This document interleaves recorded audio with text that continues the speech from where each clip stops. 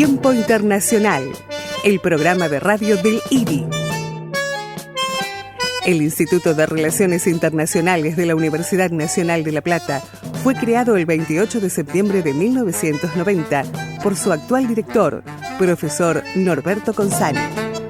Tiene como fines la enseñanza a nivel de grado y de posgrado, la extensión con el objetivo de vincularse con todas las instituciones nacionales e internacionales afines, y la investigación con el propósito de aportar nuevos desarrollos al conocimiento de la comunidad internacional. Desde 1998 tiene como canal de comunicación Tiempo Internacional.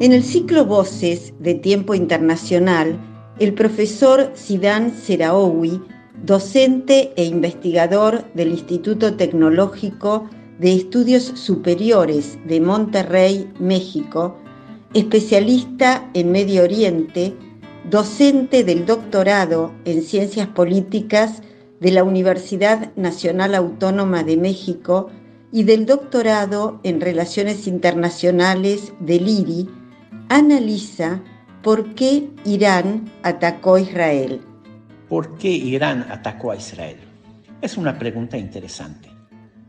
Irán se ha convertido en el Medio Oriente en el único país prácticamente que está apoyando al Hamas. Y no solamente al Hamas, sino a varios grupos que combaten a Israel, como los Houthi del Yemen, como el Hezbollah, y a países como el caso de Siria. En ese sentido, Israel respondió a estos apoyos de Irán atacando al consulado iraní en Siria. Fue un desafío. Irán podía no responder y mostrar a la comunidad, sobre todo regional, a sus aliados, que se estaba sometiendo a la voluntad israelí. O responder a este ataque, como lo hizo, para mostrar que Israel no tiene el dominio. Pero tampoco Irán buscó entrar en un conflicto abierto con Israel. Esto explica por qué durante más de 2 semanas Irán ha estado amenazando, pero en realidad avisando a Israel, avisando a Estados Unidos que iba a responder. Y lo hizo de una manera que permitió a Israel prepararse y no hacer un ataque destructivo. Es decir, limitar los daños para que, por un lado, demuestre que tiene una capacidad militar, pero también, por el otro lado, permitir que la respuesta de Israel no fuera una guerra total abierta. Y eso se vio claramente. Parece que Israel ha entendido el mensaje. Israel no entró en un conflicto abierto con Irán y simplemente lanzó 3 drones que obviamente Irán pudo detener. Así que los 2 países han medido sus fuerzas y han mostrado cada uno que no son países débiles, pero tampoco quieren entrar en un enfrentamiento abierto.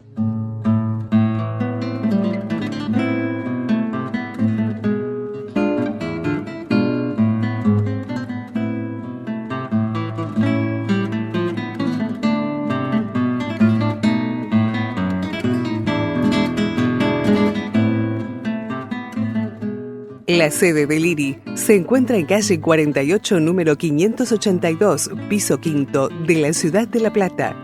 Usted puede comunicarse telefónicamente al 423-0628 o al correo electrónico iri@iri.unlp.edu.ar o visitar nuestra página web www.iri.edu.ar.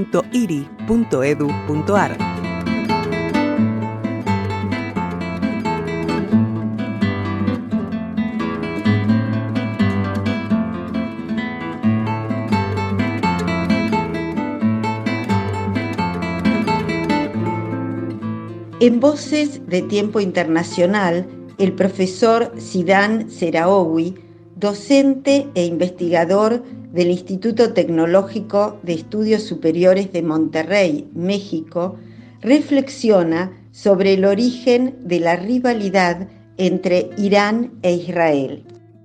Desde la Revolución Jovenista de 1979, Irán ha surgido como el principal rival de Israel en la región. Esto significa que no es solamente la cuestión de Gaza que ha originado esta rivalidad. Es una rivalidad muy añeja. Claro, Irán ha estado apoyando a rivales, a enemigos de Israel, como el Hezbollah, como el Hamas, como la propia Siria, como los Houthis en el Yemen, no solamente para debilitar a Israel, sino también para rivalizar con los países sunitas conservadores, como el caso de Arabia Saudita en particular, que es el principal rival dentro del mundo árabe de Irán. El caso de la guerra en Gaza, pues definitivamente la actitud, la destrucción, el genocidio de Israel no podía dejar a Irán indiferente, porque esto había sido mostrar la debilidad del régimen iraní. Por esta razón, Irán quiso demostrar que seguía siendo el principal rival de Israel, que seguía siendo el principal apoyo a los grupos enemigos de Israel, el Hamas obviamente, pero otros más. Y es esto que ha conllevado a este enfrentamiento entre dos rivales tradicionales del Medio Oriente.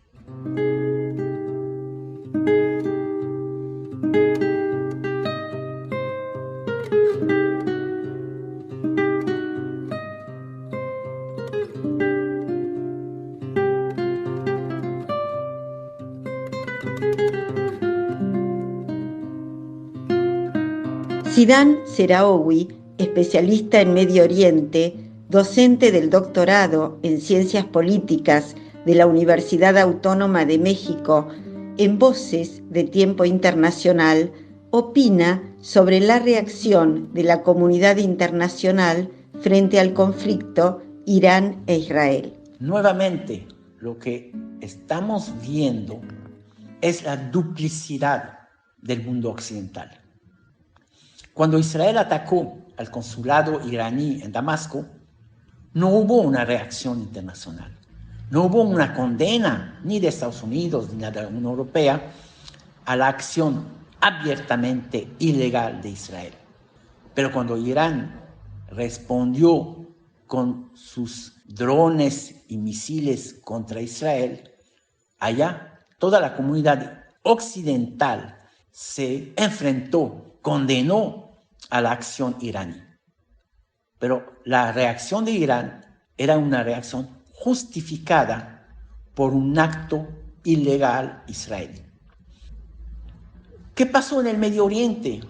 La comunidad regional, sobre todo los países árabes, fue también muy dividida, pero podemos decir que los países árabes conservadores, Jordania, Arabia Saudita, los Emiratos Árabes, han respaldado directa o indirectamente la acción israelí. Aún más, Jordania participó en la detección y destrucción de los drones lanzados por Irán. Así que podemos decir que en el Medio Oriente hubo más apoyo a la acción israelí que a la acción iraní. Ya ha pasado a la historia este apoyo indiscutible que siempre se había dado a la causa palestina. Hoy día parece que Israel tiene más respaldo de la comunidad árabe conservadora del Medio Oriente que el propio Hamas.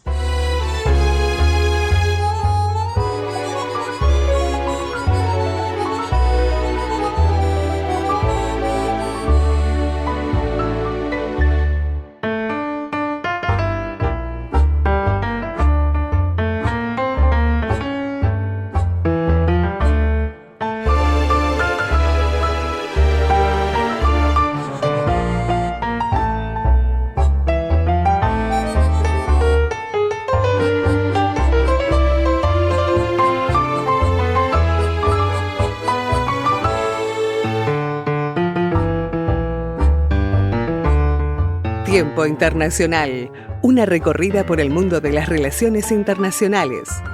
Desde 1998 por Radio Universidad Nacional de La Plata, AM 1390.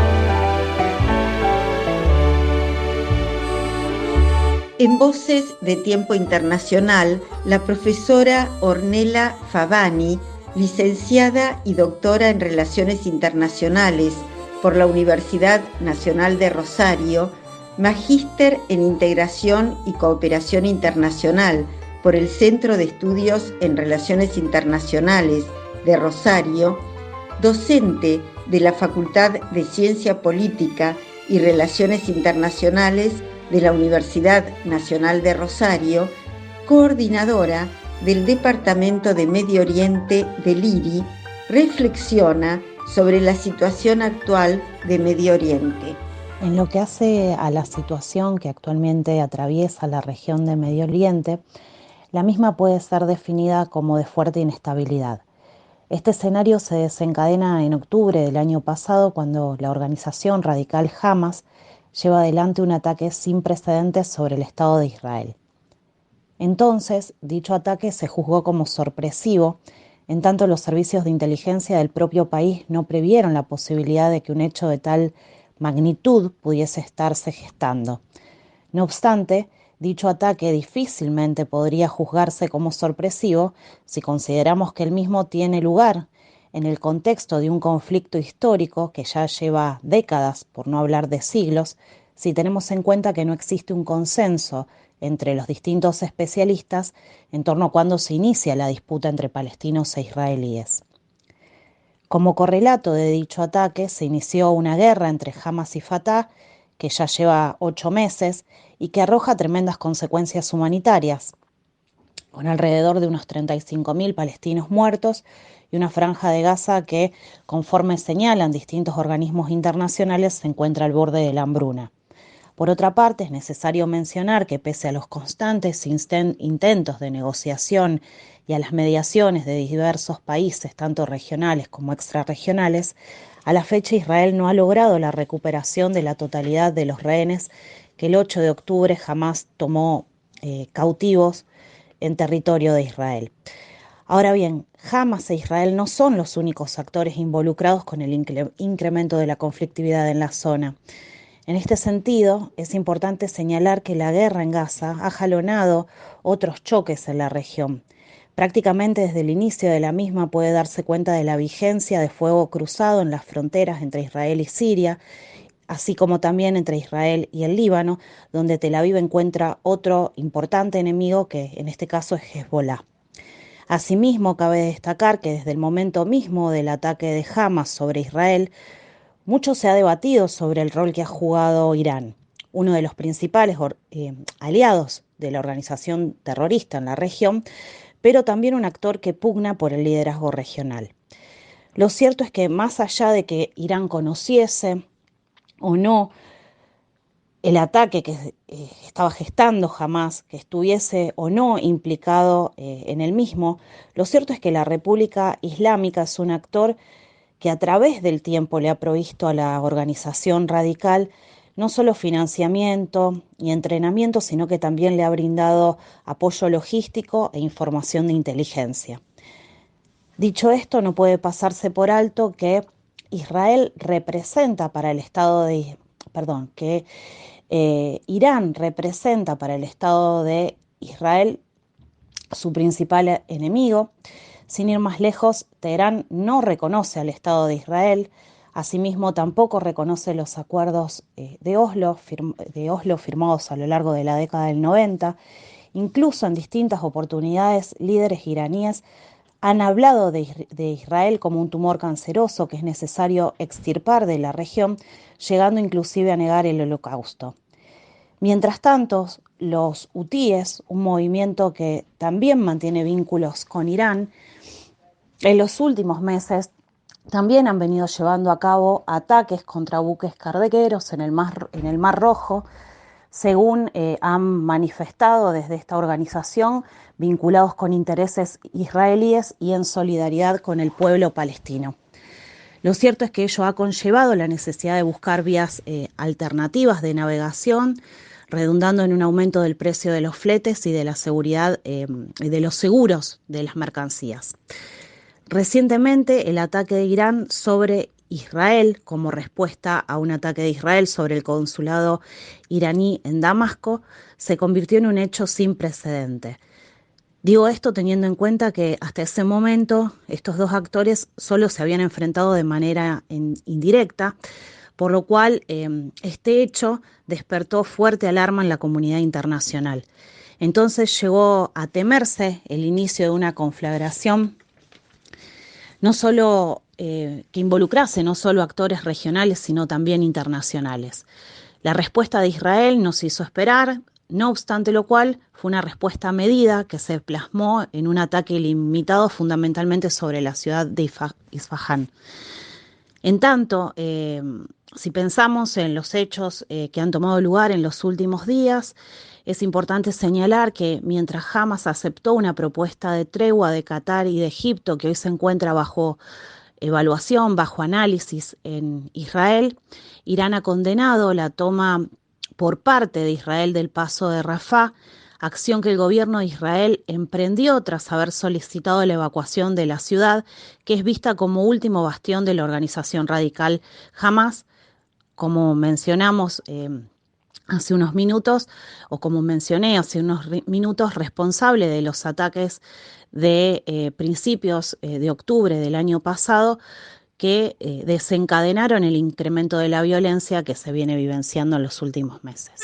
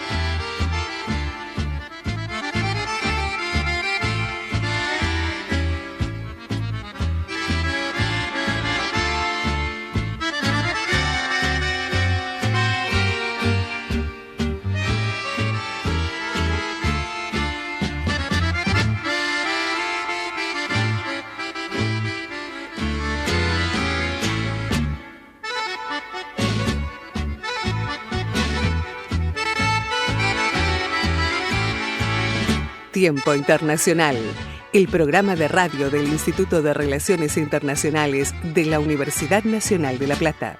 Ornella Favani, docente de la Facultad de Ciencia Política y Relaciones Internacionales de la Universidad Nacional de Rosario y coordinadora del Departamento de Medio Oriente del IRI, analiza sobre la posición argentina frente al conflicto de Medio Oriente. Es necesario comenzar diciendo que inicialmente fue el gobierno de Alberto Fernández aquel al cual le tocó posicionarse frente al ataque de Hamas a Israel, un ataque que arrojó por saldo 1.200 muertos y alrededor de unos 250 cautivos. En aquel momento el presidente Alberto Fernández condenó lo que juzgó como un ataque perpetrado por una organización terrorista. Por esos días la Cancillería argentina se pronunció condenando los hechos y reclamó la liberación de los rehenes cautivos. No obstante, con el paso de los días y al iniciarse en primer momento lo que fue la ofensiva aérea y luego la ofensiva terrestre de Israel sobre la Franja de Gaza, el gobierno argentino reconoció el sufrimiento tanto del pueblo de Israel como del pueblo palestino. A fines de octubre, la Argentina fue uno de los 120 estados que en Naciones Unidas votó a favor de una resolución que reclamaba una tregua humanitaria. Entonces, la posición adoptada por el gobierno de nuestro país fue definida por quien fuese en ese momento candidato y hoy es el presidente de los argentinos, Javier Milei, como una posición demasiado blanda ante lo que definió como una situación aberrante que estaba atravesando el Estado de Israel. Cabe destacar que a lo largo de toda su campaña electoral, el actual presidente ha manifestado manifestó su voluntad de alinearse con Israel, con Estados Unidos y con el mundo libre, dando pistas de lo que sería su estrategia de inserción internacional junto a los países de Occidente. Ahora bien, recién asumida la nueva gestión, de hecho a solo 2 días de haber llegado al poder el nuevo gobierno, la Argentina se abstuvo a la hora de votarse en Naciones Unidas una resolución que instaba un alto al fuego de carácter humanitario. Ya en ese momento dando muestras de que el nuevo gobierno iba a tomar distancia de la posición previamente asumida por el gobierno precedente. Luego, en el mes de febrero, Javier Milei se convirtió en el primer presidente latinoamericano en visitar Israel tras el inicio de la guerra con Hamas, aún más en el primer presidente argentino en visitar un país en guerra tras el retorno a la democracia. En el marco de aquella visita, el presidente reiteró la promesa ya vertida durante su campaña electoral de trasladar la embajada argentina desde Tel Aviv hacia la ciudad de Jerusalén, que es una promesa que incluso ha reiterado durante los últimos días. Una promesa que, por otra parte, de transformarse en una realidad, sería de lo más controvertida, o sea, avanzar en llevar adelante esta acción, avanzar con esta decisión puede resultar de lo más controvertido. ¿Y por qué digo esto? Porque Jerusalén es una ciudad sagrada para las 3 religiones monoteístas, judíos, cristianos y musulmanes. Encuentran espacios de relevancia histórica, así como también religiosa dentro de esta ciudad. No hay que olvidar que la misma, básicamente dentro de la ciudad de Jerusalén, se encuentra el cenáculo donde Jesús llevó adelante la última cena, la vía dolorosa que transitó Jesús durante el Vía Crucis. También allí se encuentra la mezquita de Al-Aqsa y los restos del antiguo templo de Jerusalén.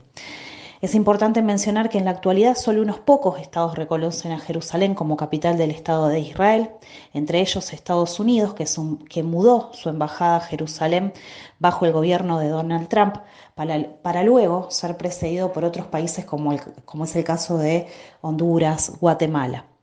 Haciendo un poco de historia y conforme a la resolución 181/11, que fue aquella que definió la partición del territorio palestino, allá por 1947, la ciudad de Jerusalén debía quedar bajo un régimen internacional.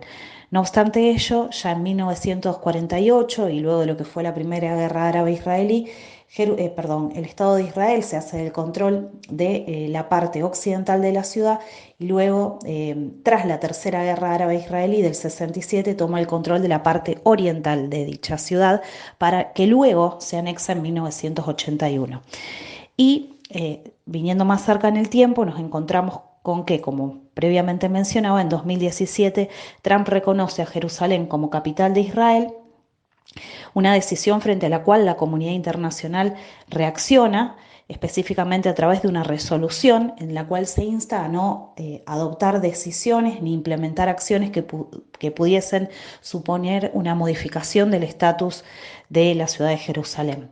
Por ende, para la Argentina continuar adelante con esta decisión, continuar andando el camino que llevaría al traslado de la embajada de nuestro país a Jerusalén, supondría quedar de la vereda de enfrente de la mayor parte de los miembros de la comunidad internacional y, por el otro lado, hacer oídos sordos a las resoluciones de las Naciones Unidas.